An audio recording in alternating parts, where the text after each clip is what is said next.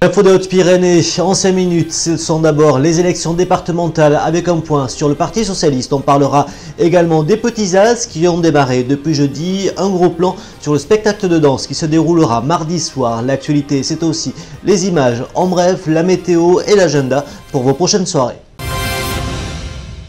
Les 22 et 29 mars prochains, vous devrez aller voter. Désormais, des élections cantonales sont devenues départementales et chaque parti politique présente ses candidats. C'était le cas du Parti Socialiste jeudi dernier.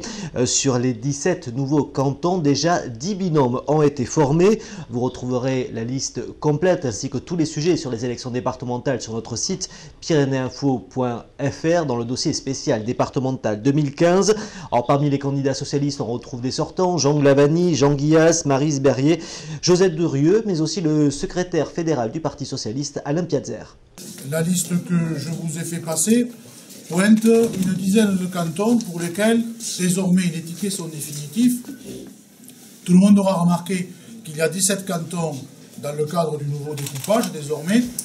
Les cantons qui ne sont pas dans cette liste que je vais reprendre, ils n'y sont pas parce que les tickets sont en cours d'élaboration. Les choses ont bien avancé, on est le 22 janvier, mais ils ne sont pas encore complètement définitifs.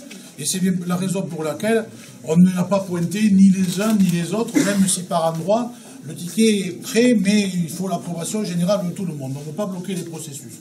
Quoi qu'il en soit, on sera, je n'en doute pas, et mes voisins non plus, présents sur un maximum de ces cantons désormais nouveaux. Une rencontre avec le Front de gauche qui s'est très bien déroulée nous a permis de constater l'élément qui consistait à pointer la présence du Front de gauche dans un maximum de cantons, déjà partis pour les constituer, sans nous ou à côté de nous, et réciproquement.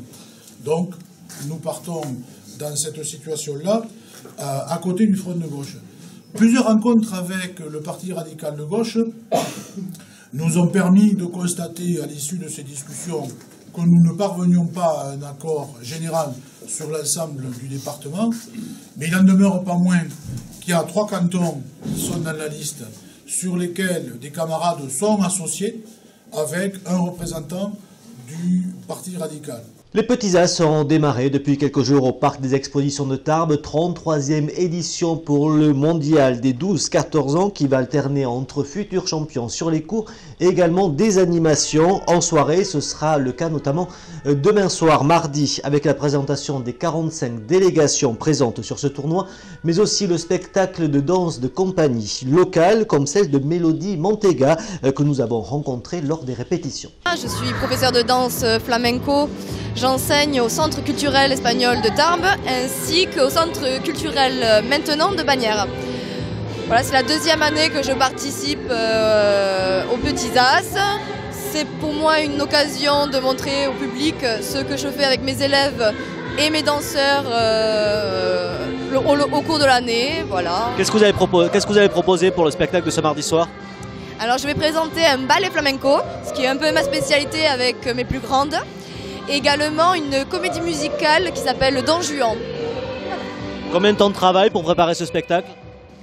Quelque temps, on va dire que un thème est imposé, donc on le sait que quelques mois avant la date. Donc il faut compter à peu près 2 mois, mais avec certaines élèves qu'on voit qu'une fois par semaine.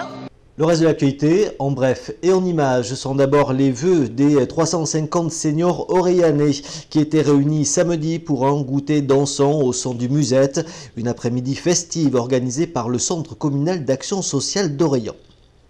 La compagnie des imposteurs qui démarre demain à 20h30, la représentation de Hamlet Speaks to Me au Paris, ça sera chaque soir à 20h30, également dimanche à 16h.